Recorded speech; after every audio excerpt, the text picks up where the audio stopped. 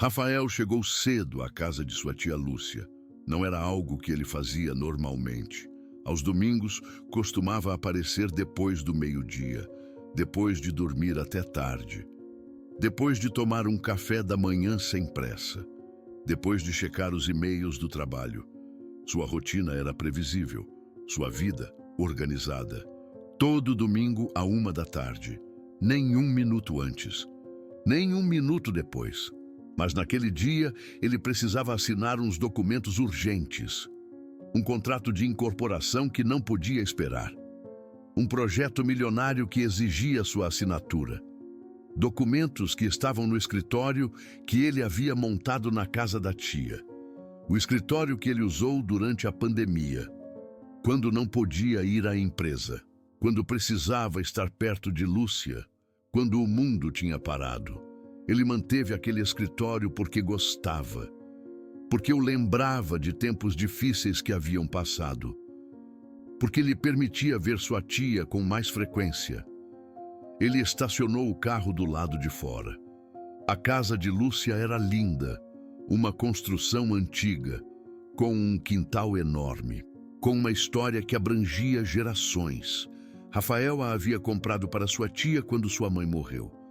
Queria que Lúcia tivesse um lugar próprio, um lugar onde pudesse ser feliz, um lugar onde pudesse viver em paz.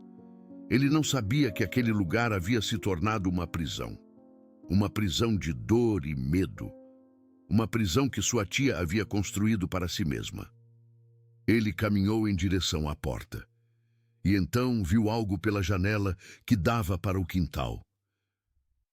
Algo que o fez parar. Algo que o deixou sem palavras.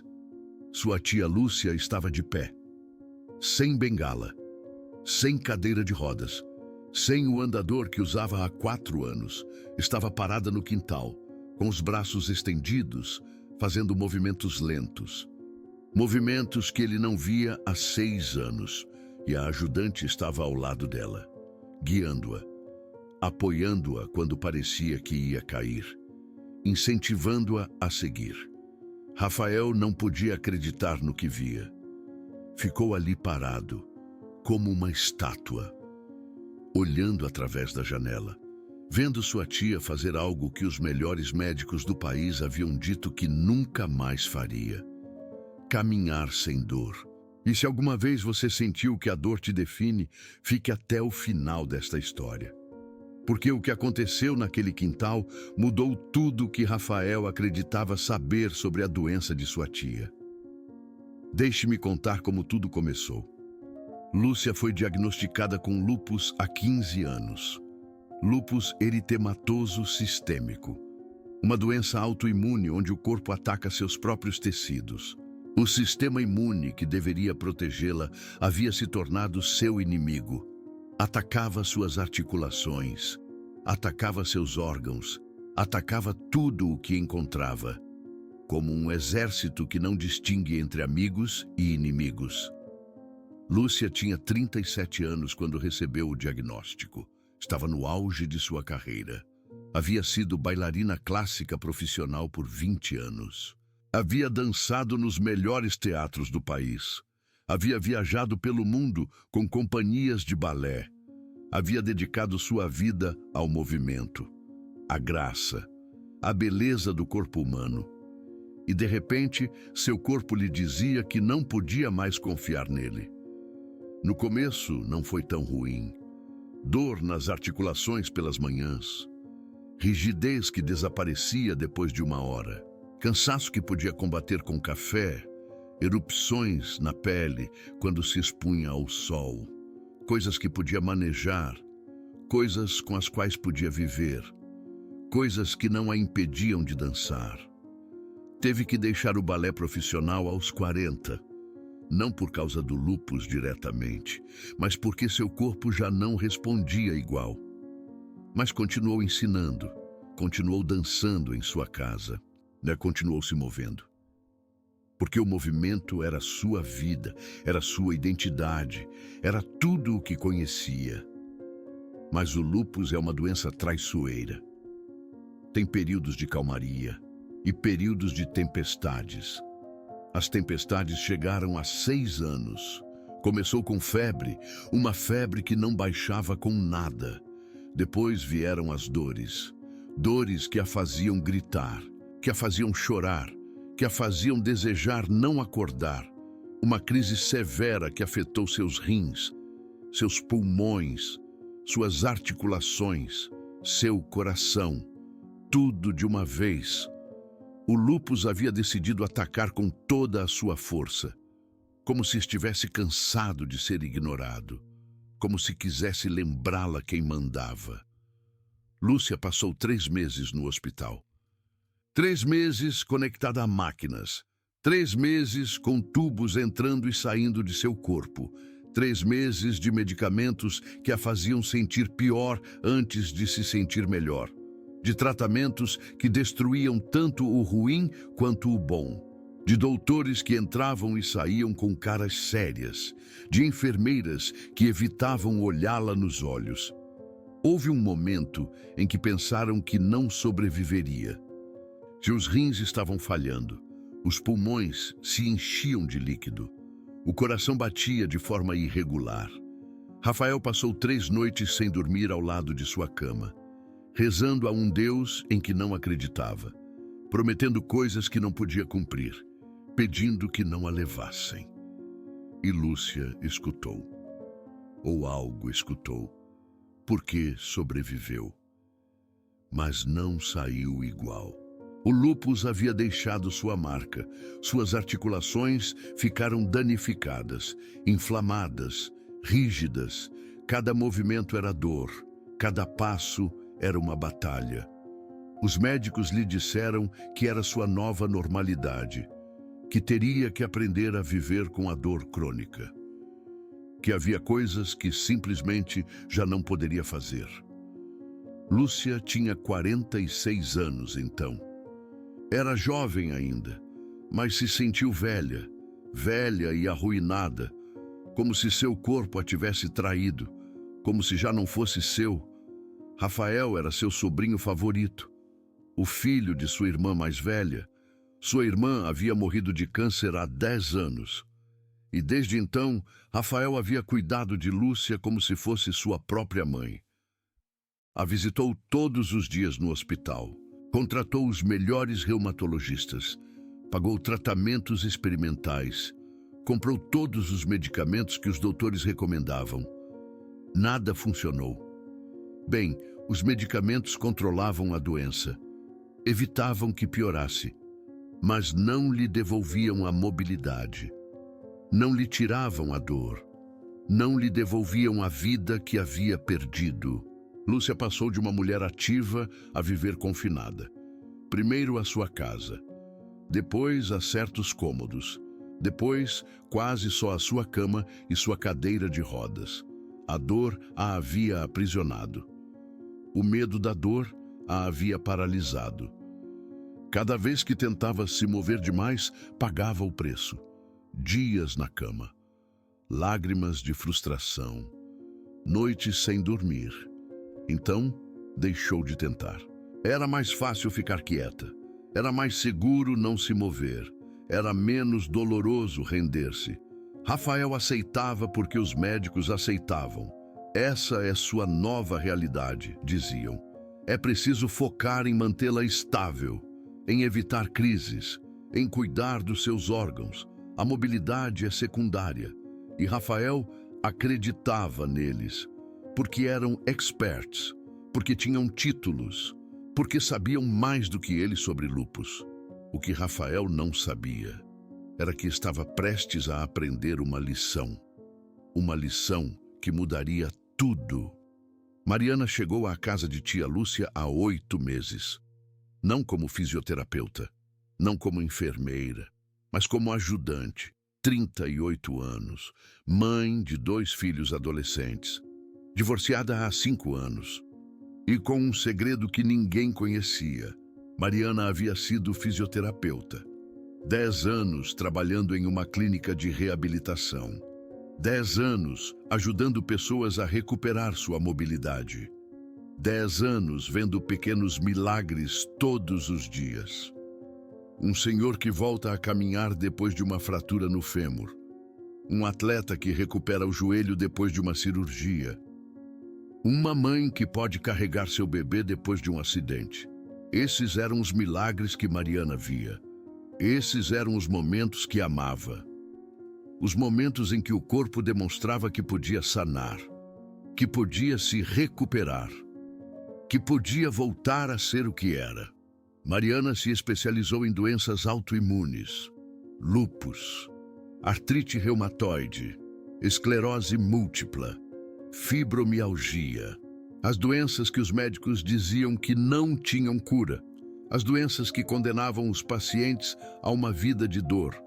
Mariana não acreditava em condenações.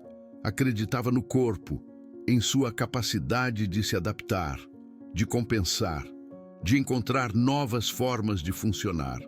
Até que a clínica quebrou. A pandemia tinha atingido forte. Os pacientes deixaram de ir. As contas continuaram chegando. E um dia o dono lhes disse que não podia mais pagar. Mariana ficou sem trabalho, sem economias, com 2 filhos para sustentar. Procurou emprego em outros lugares, mas ninguém contratava fisioterapeutas. O mercado estava saturado.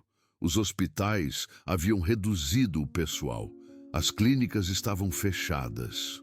Então Mariana fez o que tinha que fazer.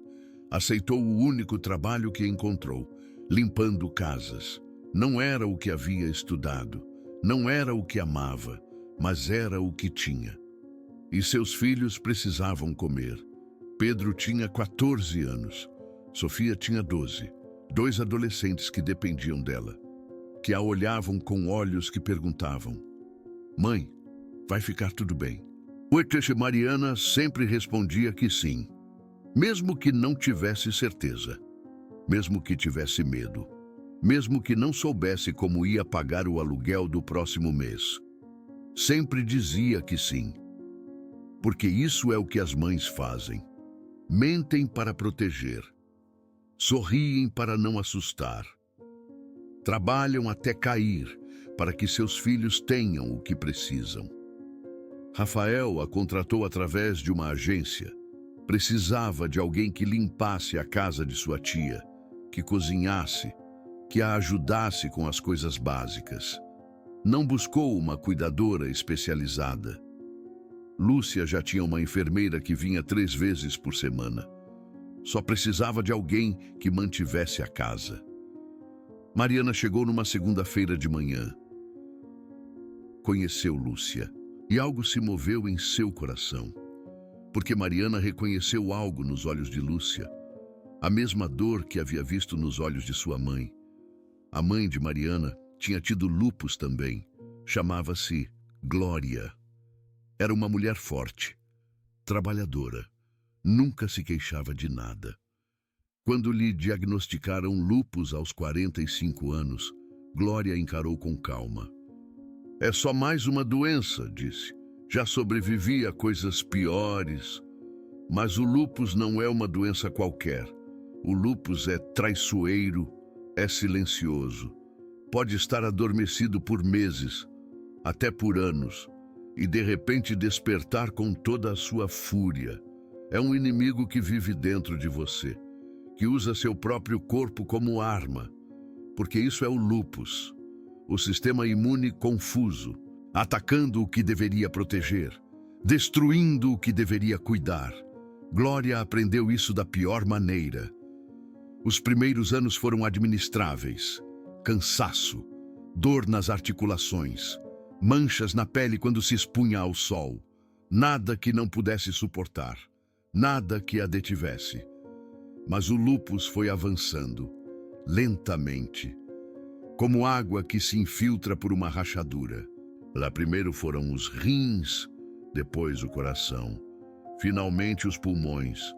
O lúpus é um inimigo paciente, que espera, que ataca quando menos você espera, que te faz acreditar que está bem, e então te destrói. Glória começou a sentir dor, dor nas articulações, dor nos músculos, dor em lugares onde não deveria haver dor. Os médicos lhe deram medicamentos, e os medicamentos ajudavam um pouco, mas a dor continuava ali, constante, implacável, como um companheiro não desejado. Glória deixou de se mover, não porque não pudesse, mas porque doía demais. Cada passo era uma tortura, cada movimento era uma batalha. Então ficou quieta, pensando que o repouso a ajudaria. Pensando que se não se movesse a dor iria embora. Mas o repouso piorou tudo. Seus músculos se atrofiaram.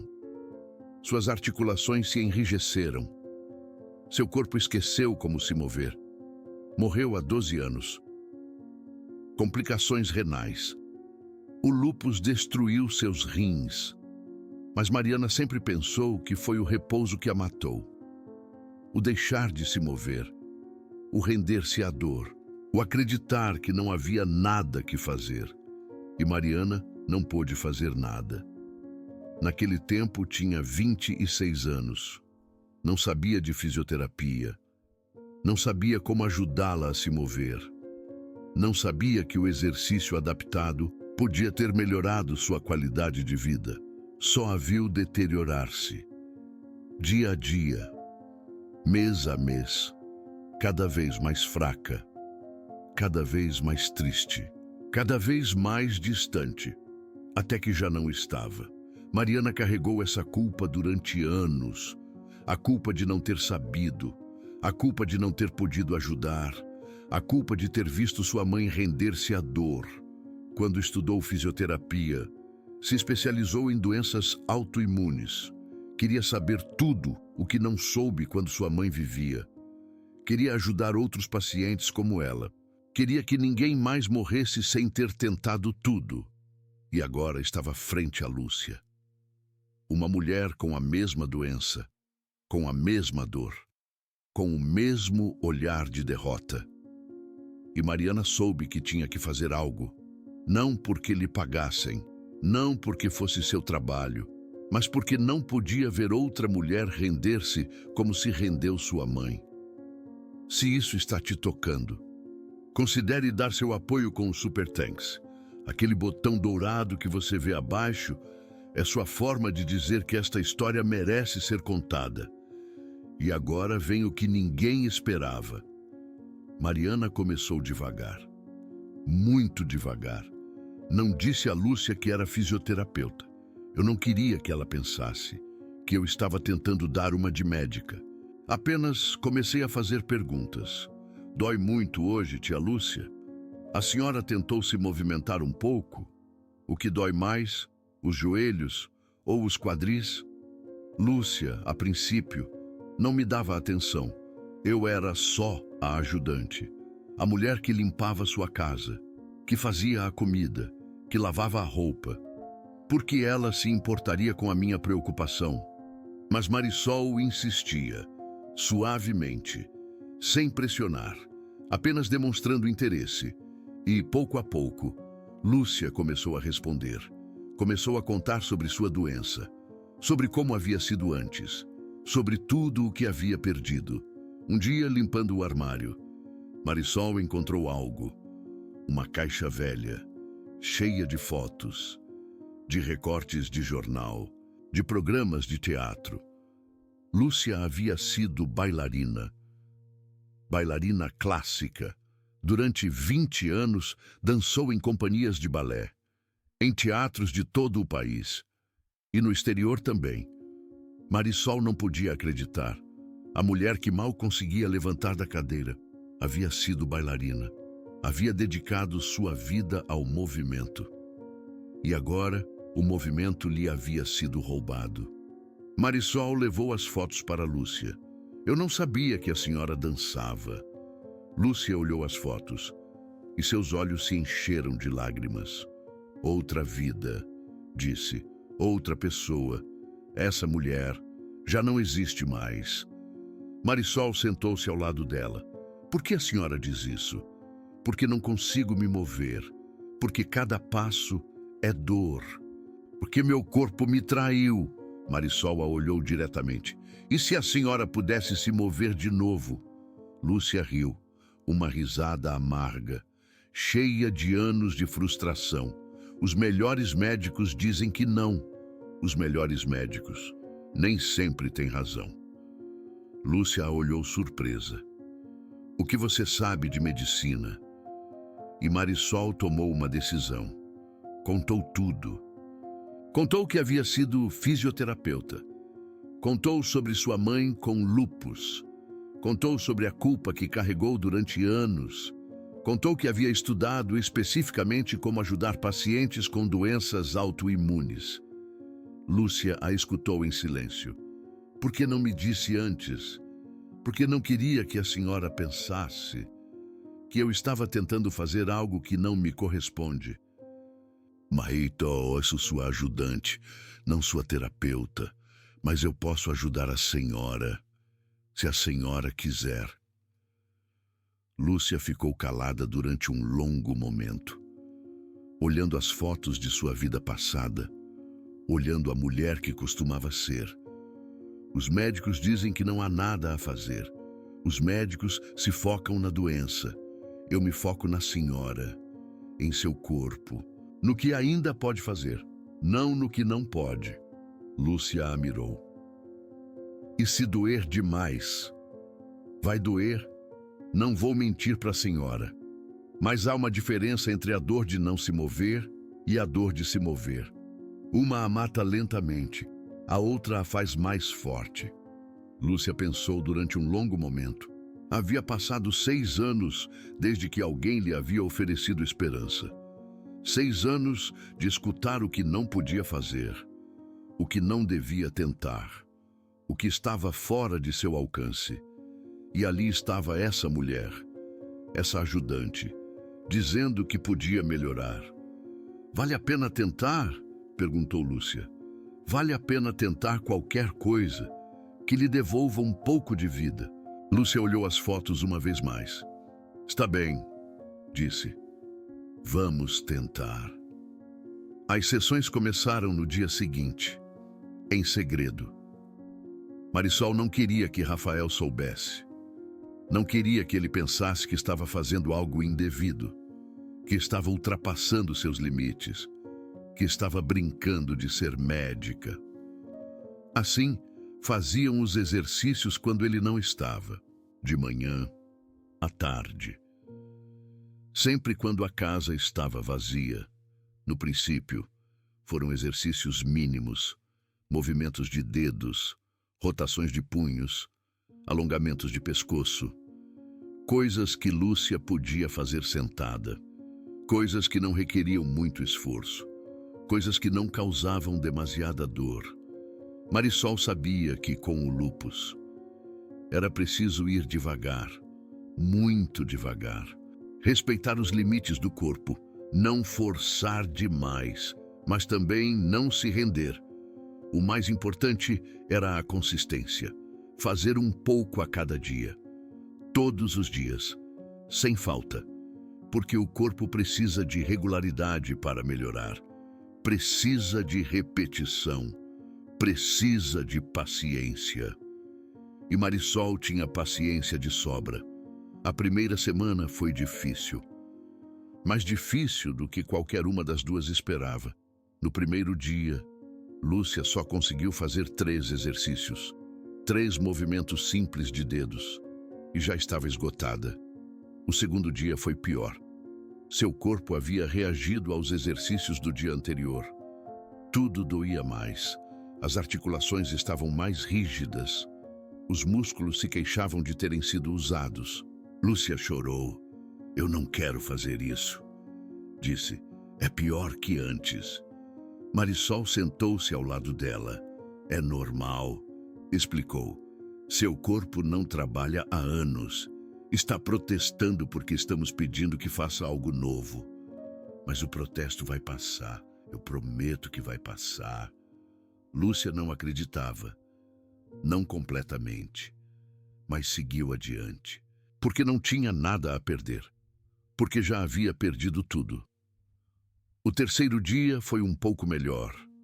O quarto dia, um pouco melhor ainda. No quinto dia, Lúcia conseguiu fazer 5 exercícios. No 6º dia, 6. No 7º dia, sorriu pela primeira vez. Não porque não doesse, mas porque a dor era diferente. Já não era a dor da doença, era a dor do esforço, a dor de um corpo que estava trabalhando, a dor da vida. Lúcia se frustrava às vezes, se cansava, às vezes chorava de dor, às vezes queria se render. Mas Marisol sempre estava ali, firme, paciente, inabalável, animando-a, recordando-lhe por que estavam fazendo aquilo, mostrando-lhe as fotos de quando dançava. Um passo de cada vez, dizia, um movimento de cada vez. Não precisa dançar hoje, só precisa mover um dedo. E Lúcia movia um dedo, depois outro, depois a mão, depois o braço. Cada pequeno avanço era uma vitória. Cada centímetro ganho era um triunfo. Marisol começou a escrever um diário. Documentava tudo. Cada exercício, cada reação, cada queixa, cada melhora. Queria ter um registro. Queria poder mostrar a Lúcia seu progresso. Porque quando se vive com dor crônica, é fácil esquecer. É fácil pensar que nunca se melhora. É fácil desistir porque não se vê as mudanças. Mas as mudanças estavam ali, pequenas, quase invisíveis, mas reais. Depois de um mês, Lúcia podia mover os braços sem dor severa. Era uma mudança pequena, invisível para alguém que não conhecesse sua história. Mas, para Lúcia, era enorme. Era a prova de que seu corpo ainda podia mudar, que não estava condenada a ser a mulher da cadeira.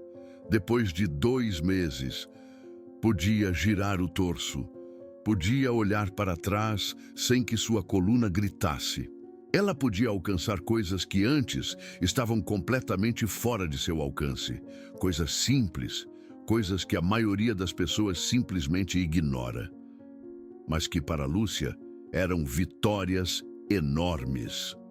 Depois de 3 meses, ela conseguia se levantar sozinha da cadeira, sem ajuda de ninguém, sem precisar se agarrar a nada, usando apenas a força de suas pernas. Na primeira vez que conseguiu, ela chorou. Não de dor, de alegria pura, de incredulidade, de esperança renovada. Ana também chorou, porque viu em Lúcia o que não conseguiu ver em sua própria mãe. A possibilidade real de se recuperar. A força para seguir em frente. A vida retornando aos poucos. Não sem dor. Lúcia ainda sentia dor, mas não aquela dor insuportável de antes. Uma dor mais branda. Uma dor que podia ser ignorada. Uma dor que valia a pena suportar. Rafael, por outro lado, não percebia nada. Visitava a tia todo domingo e a via sempre igual, em sua cadeira, com a bengala por perto, com o andador encostado no canto. Ele não fazia ideia de que, durante a semana, Lúcia estava se transformando. Não sabia que a ajudante estava fazendo algo extraordinário. Não sabia que a esperança havia voltado a brilhar nos olhos de sua tia. Lúcia não contava nada. Queria surpreendê-lo. Queria mostrar a ele quando estivesse realmente pronta, quando pudesse fazer algo realmente impressionante, algo que ele nunca esperaria. 4 meses depois, Ana levou Lúcia para o quintal. Era a primeira vez que Lúcia saía de casa em meses. O quintal era lindo, cheio de flores que a mãe de Rafael havia plantado anos atrás, rosas vermelhas, margaridas brancas, lavanda perfumando o ar. Lúcia respirou fundo. Havia se esquecido de como era o cheiro do mundo exterior. Havia se esquecido de como era a sensação da grama sob os pés. Havia se esquecido de tantas coisas. Era um dia nublado, perfeito para pacientes com lúpus, sem sol direto que pudesse provocar uma crise. sem calor excessivo que pudesse fatigá-la. Apenas nuvens cinzentas e um vento suave. Ana havia escolhido o dia com muito cuidado.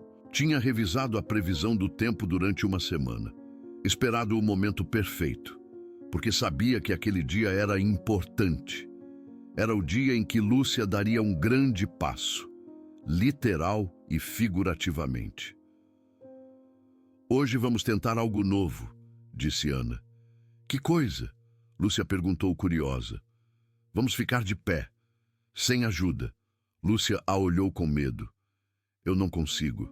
Minhas pernas não aguentam. Ana sorriu, incentivando-a.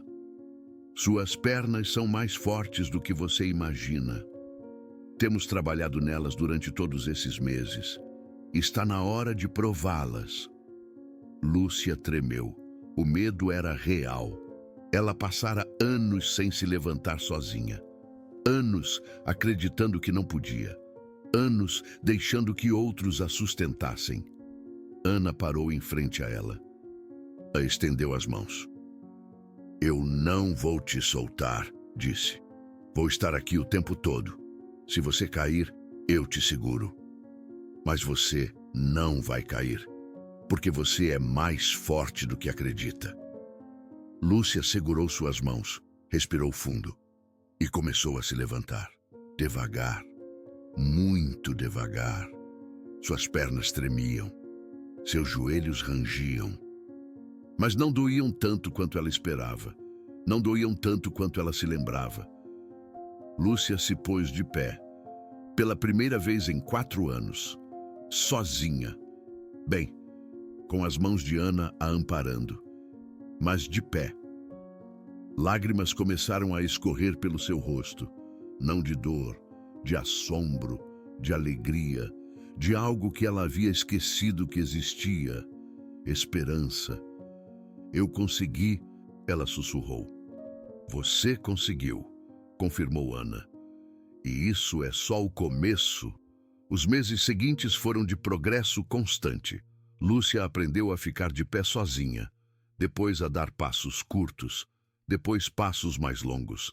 Ana ensinou a ela exercícios específicos para lúpus, movimentos que não sobrecarregavam as articulações danificadas, alongamentos que reduziam a inflamação, respirações que controlavam o estresse, porque o estresse piora o lúpus. E o exercício bem feito reduz o estresse. Elas também trabalharam na postura, no equilíbrio, na força do abdômen. Tudo o que Lúcia precisava para voltar a se movimentar, para voltar a ser a mulher que havia sido, ou pelo menos uma versão dela. 6 meses depois, Lúcia podia caminhar pelo quintal, não correr, não dançar, mas caminhar, sem bengala, sem andador, sem ninguém a amparando, passos lentos, cuidadosos, mas passos seus. Foi nesse momento que Rafael chegou mais cedo, quando olhou pela janela, quando viu o impossível.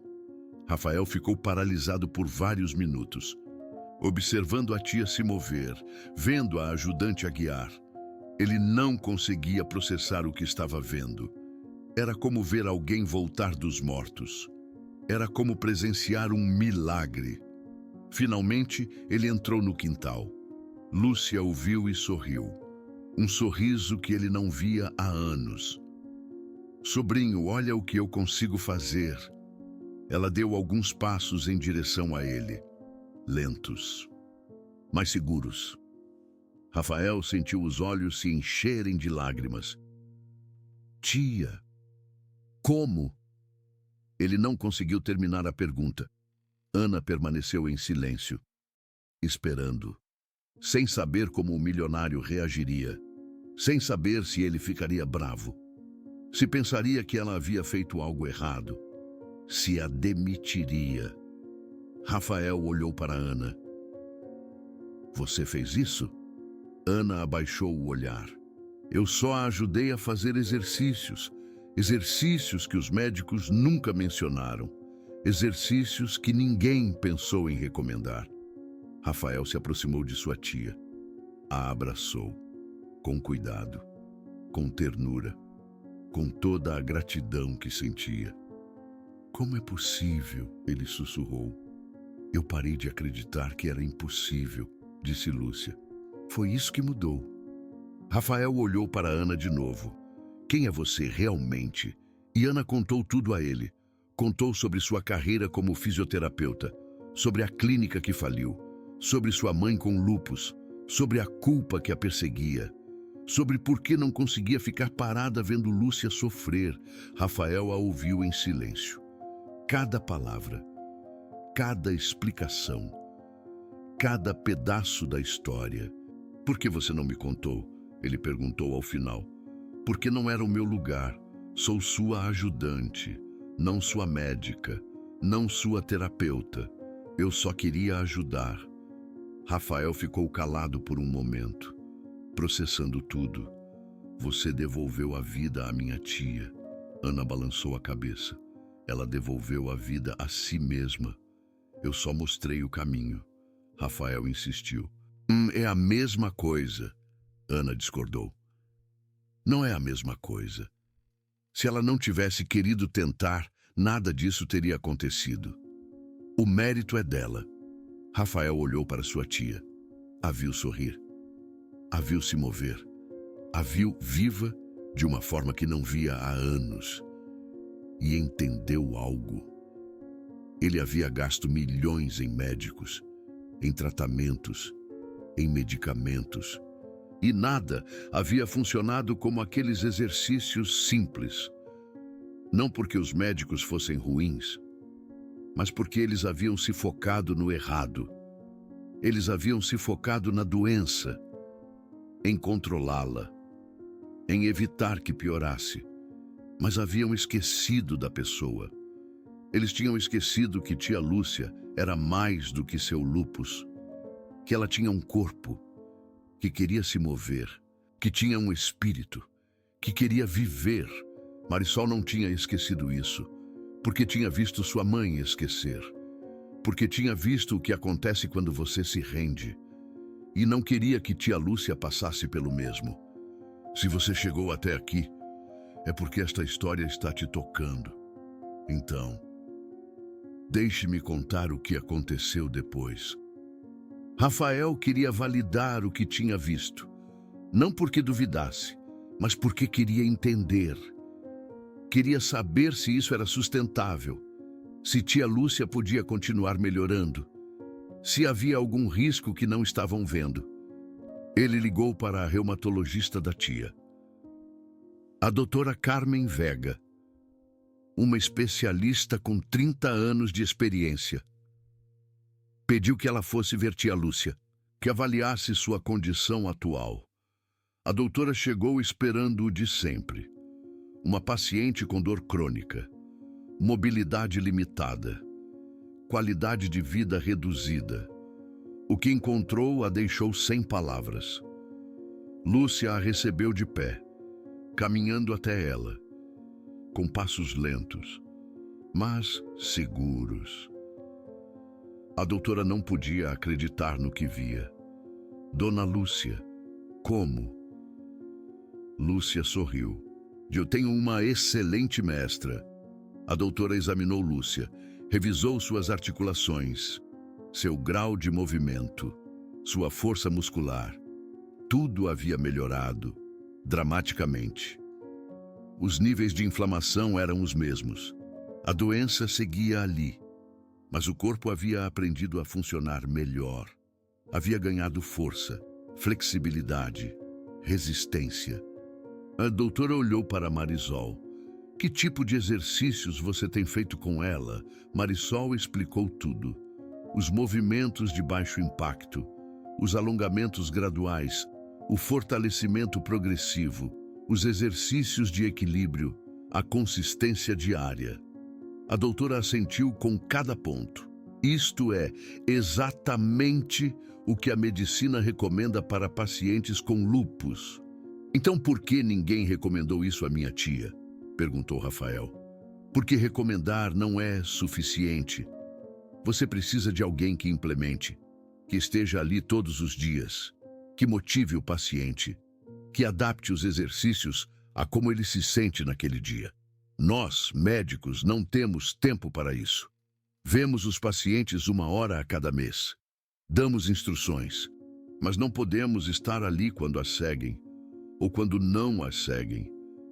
A maioria não as segue, verdade? Perguntou Marisol. A maioria não, porque dói, porque é difícil, porque ninguém lhes ensina como fazer direito. Mas você fez. Você esteve aí. Você não a deixou se render. E este é o resultado. A doutora olhou para Lúcia com admiração. Você é incrível, dona Lúcia. Eu não fiz nada de especial. Só segui as instruções de Marisol. Isso é exatamente o especial. Seguir instruções quando dói. Seguir tentando quando você quer se render. Isso requer mais força do que a maioria tem. Lúcia olhou para Marisol. Ela me deu essa força. Me recordou quem eu era. Me mostrou que ainda restava algo pelo que lutar. A doutora tomou notas. Muitas notas. Pediu permissão a Marisol para documentar o caso. Queria apresentá-lo em um congresso médico, como exemplo da importância do exercício adaptado, como prova de que os pacientes com lúpus podem melhorar, como lembrete de que a medicina não é só medicamentos. Marisol aceitou com uma condição: que o caso se usasse para ajudar a outros, não para se exibir, para ensinar, para inspirar outros pacientes a tentarem. A doutora prometeu que assim seria, depois desse dia. As coisas mudaram. Rafael promoveu Marisol. Já não era ajudante. Era cuidadora pessoal de Lúcia. Com um salário de enfermeira, com plano de saúde para ela e seus filhos, com horários flexíveis para que pudesse estar com sua família, com reconhecimento pelo que havia logrado, Rafael também fez algo mais. Pagou a revalidação do diploma de Marisol. Acontece que seu diploma de fisioterapeuta tinha expirado. Durante os anos limpando casas, não havia podido pagar a revalidação. Não havia podido fazer os cursos requeridos. Não havia podido manter sua licença. Era como se sua carreira tivesse morrido. Rafael lhe devolveu essa carreira. Pagou os cursos, pagou os exames, pagou tudo o necessário para que Marisol voltasse a ser oficialmente o que sempre havia sido: uma fisioterapeuta, uma curadora, uma pessoa que podia mudar vidas. Marisol chorou quando Rafael lhe deu a notícia, não porque lhe importasse o dinheiro. Bem, sim, importava. Tinha 2 filhos para criar, mas chorou porque finalmente alguém via seu valor. Alguém reconhecia o que podia fazer. Alguém a tratava como a profissional que era. Alguém lhe devolvia o que a vida lhe havia tirado. Obrigada, disse a Rafael. Obrigado a você, respondeu ele, por não se render quando qualquer um o teria feito. Por ver minha tia quando ninguém mais a via. Por devolver-lhe a vida. Marisol pensou em sua mãe, em tudo o que não pôde fazer por ela, na culpa que havia carregado durante anos, e sentiu que algo se libertava. Como se sua mãe estivesse ali, dizendo-lhe que estava tudo bem, que havia feito o correto, que a culpa já não tinha razão de ser. Mãe, pensou, quem dera você tivesse conhecido alguém como eu te conheço. Quem dera alguém tivesse te ajudado como eu estou ajudando a Lúcia. Mas pelo menos agora sei que sua morte não foi em vão. Me ensinou a ajudar a outros. E isso é o mais valioso que você pôde me dar. 1 ano depois, aconteceu algo que ninguém esperava. Rafael ia se casar com uma mulher que havia conhecido em uma viagem de negócios. Uma mulher boa, amável, perfeita para ele. O casamento seria no quintal da casa de Lúcia. O mesmo quintal onde havia aprendido a caminhar de novo. E Lúcia tinha um plano. Queria dançar. não só caminhar, dançar. Uma valsa com seu sobrinho, como o teria feito sua irmã se estivesse viva. Marisol pensou que era demasiado ambicioso. A dança requeria movimentos que Lúcia ainda não dominava.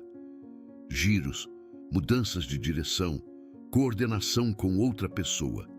Era muito, demasiado rápido, mas Lúcia insistiu. É a única coisa que quero. Dançar uma valsa no casamento do meu sobrinho. Demonstrar-lhe que estou viva, que seu amor não foi em vão, que tudo o que fez por mim valeu a pena. Marisol não pôde negar-se. Começaram a praticar. Todos os dias, durante meses, primeiro os passos básicos. 1, 2, 3. 1, 2, 3. O ritmo da valsa.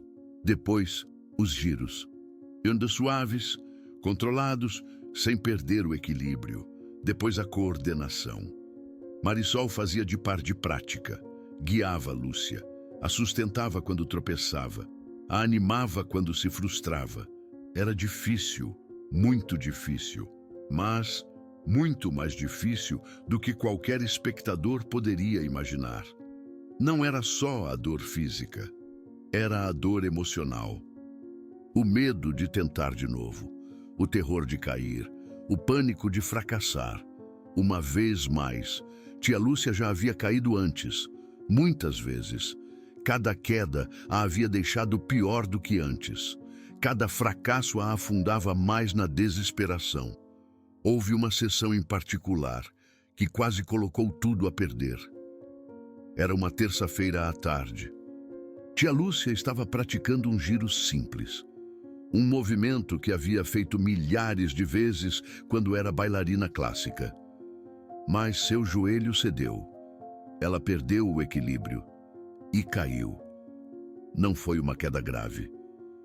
Marisol a amparou antes que ela atingisse o chão.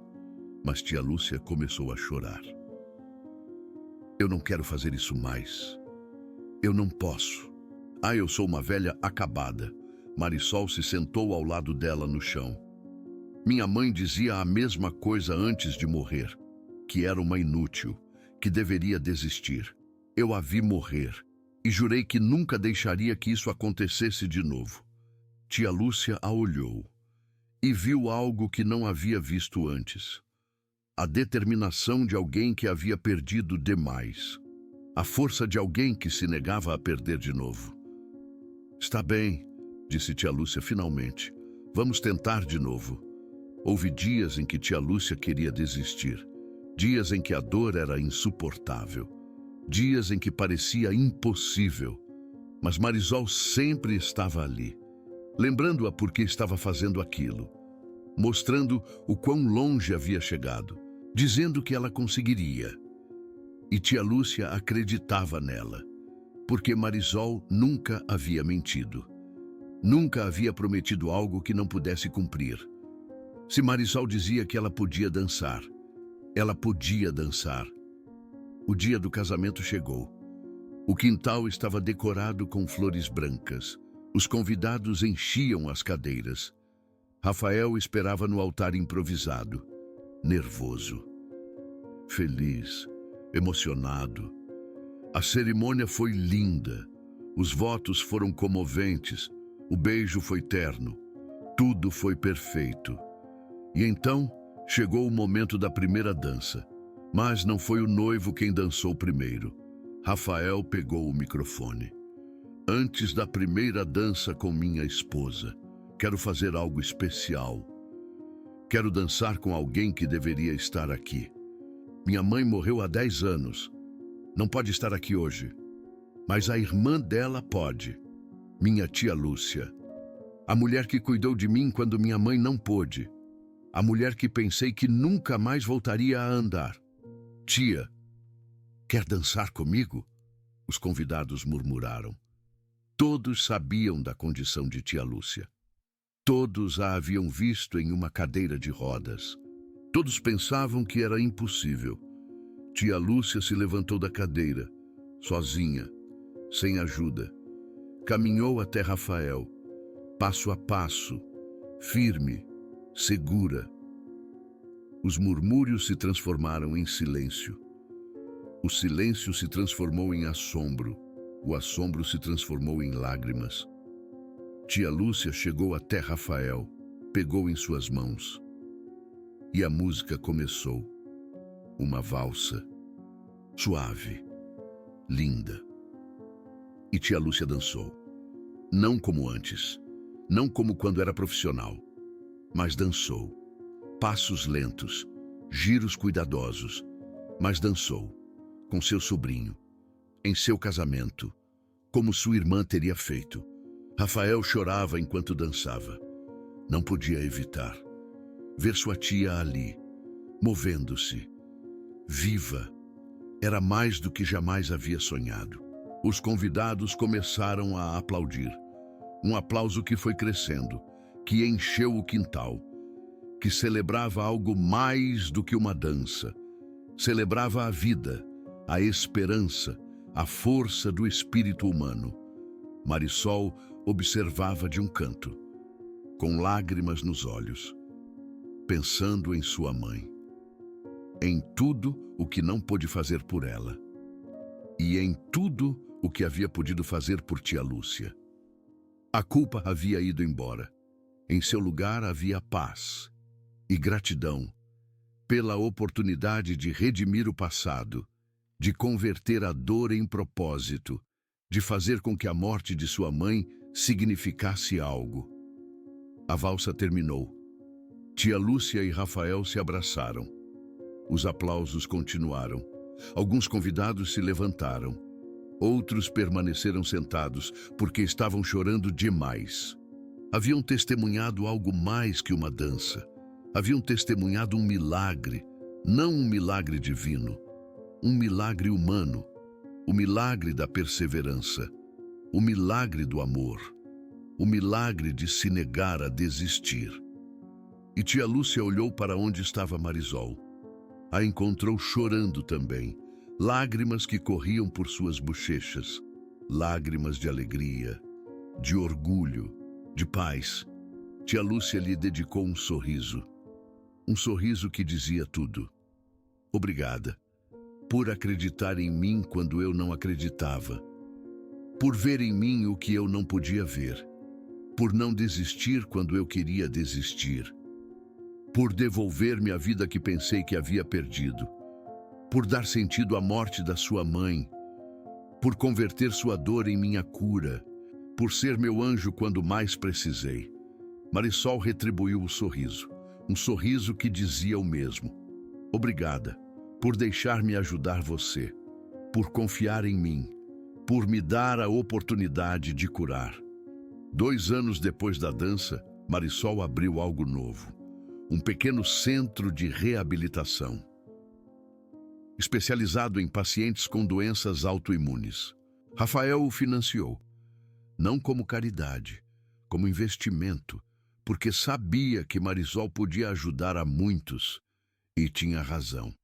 O centro começou com 5 pacientes, 5 pessoas que chegaram em cadeiras de rodas, 5 pessoas que haviam deixado de acreditar, 5 pessoas que pensavam que sua vida havia terminado.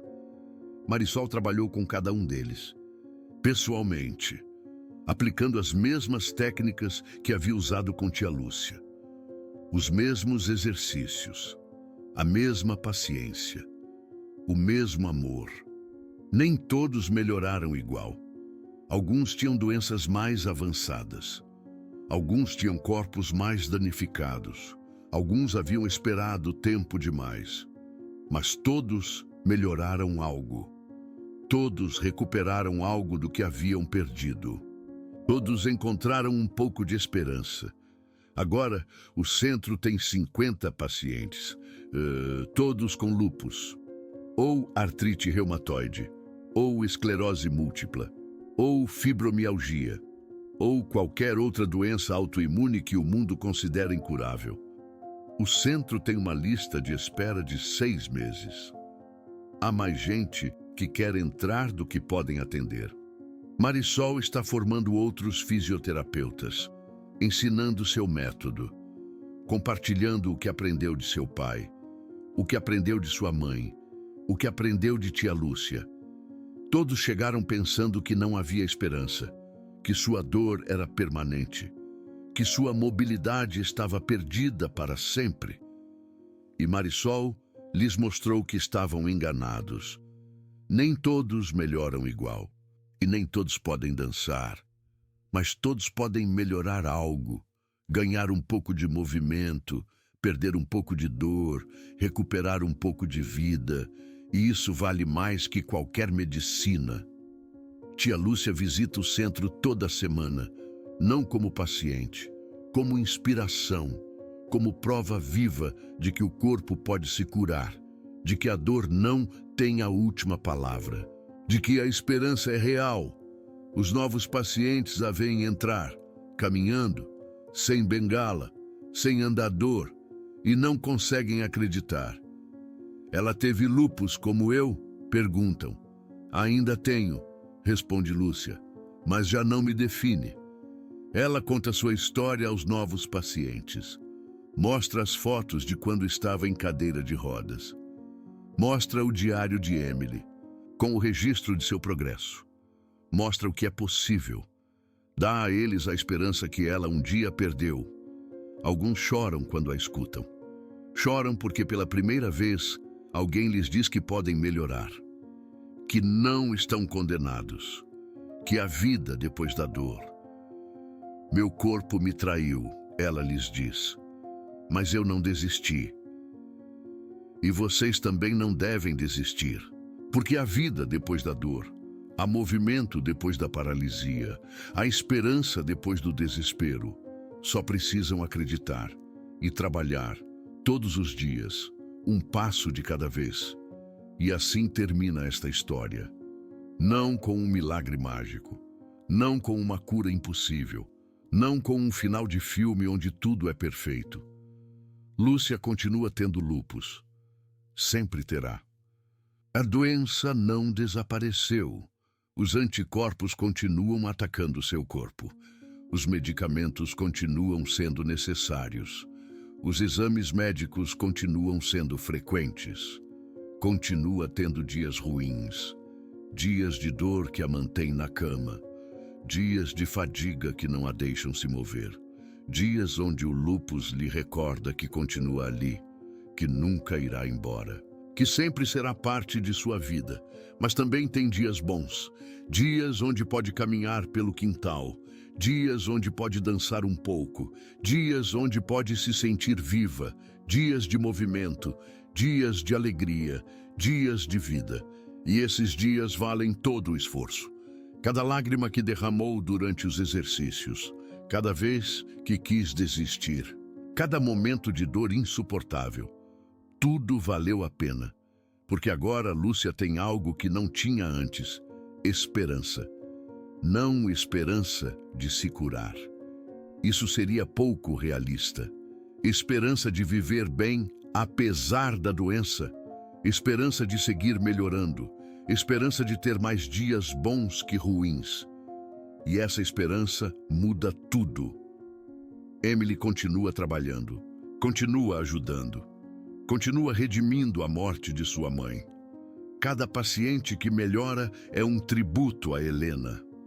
Cada vida que muda é uma forma de dizer que sua morte não foi em vão, que de seu sofrimento nasceu algo lindo, algo que segue ajudando a outros, algo que seguirá ajudando por gerações. Os filhos de Emily estão orgulhosos dela. Paulo entrou para estudar medicina, quer ser reumatologista, quer ajudar pacientes como Lúcia, como sua avó que nunca conheceu. Sofia quer ser fisioterapeuta, como sua mãe, quer seguir seus passos, quer continuar seu legado. Emily chora de alegria quando pensa nisso.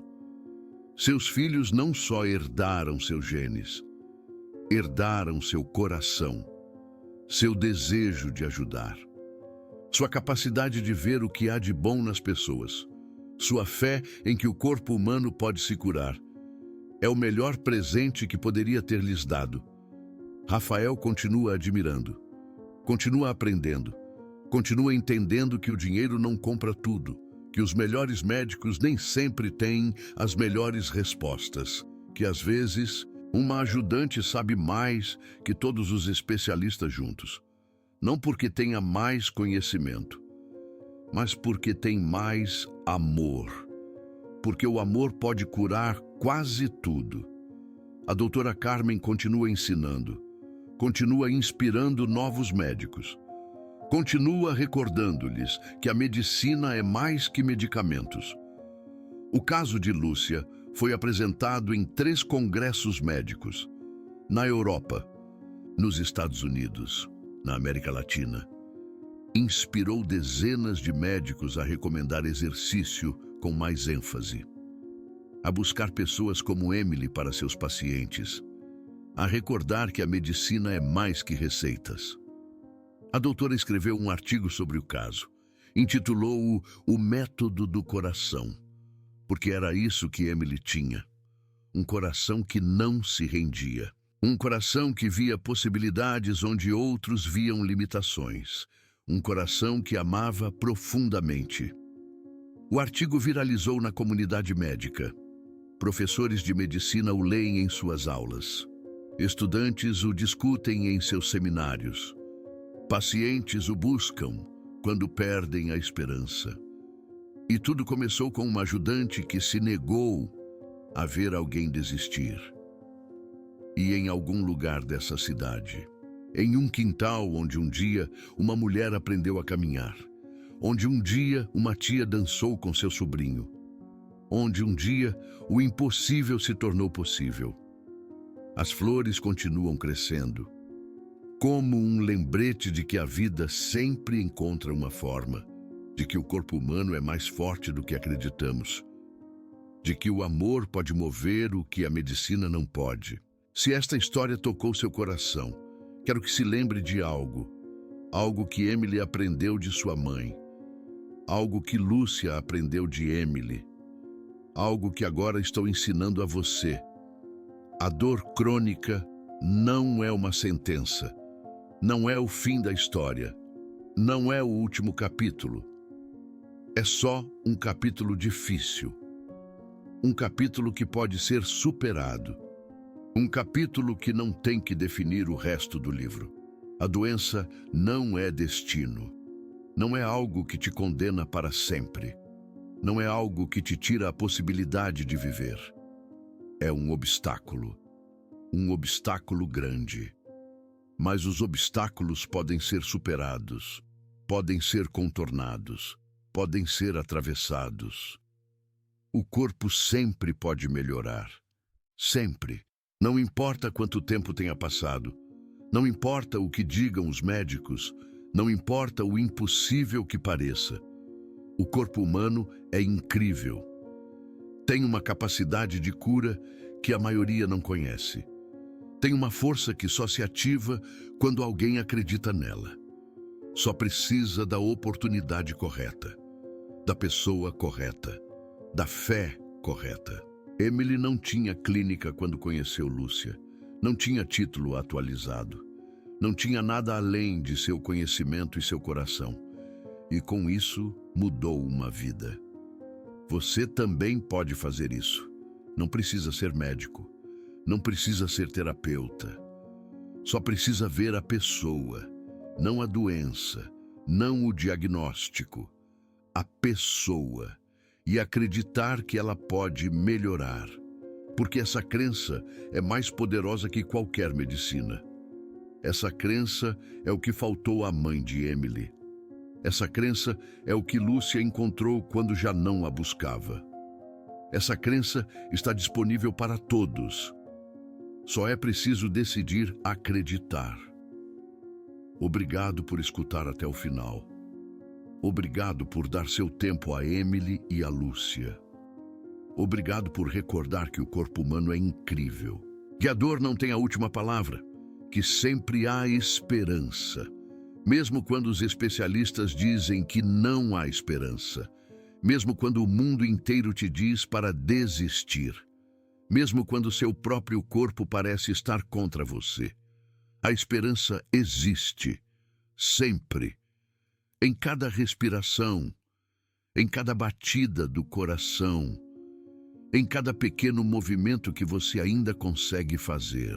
Da próxima vez que você vir alguém com dor crônica, não diga para essa pessoa se acostumar. Não diga que essa é a nova normalidade dela. Não tire a esperança que ela ainda tem. Diga que ela pode melhorar. Diga que o corpo dela é mais forte do que ela imagina. Diga que existem pessoas como Marisol no mundo, pessoas que acreditam quando ninguém mais acredita. Pessoas que veem possibilidades quando outros veem limitações. Pessoas que têm a força no coração para não desistir. E se essa pessoa não acreditar em você, se ela pensar que você está inventando tudo, se ela achar que isso é só uma historinha bonita, conte a história da tia Lúcia, conte a história do quintal, conte a história da dança no casamento, conte essa história. E lembre-se, a dor crônica não é uma sentença. O corpo sempre pode melhorar. E o amor sempre encontra um jeito. A gente se vê na próxima história.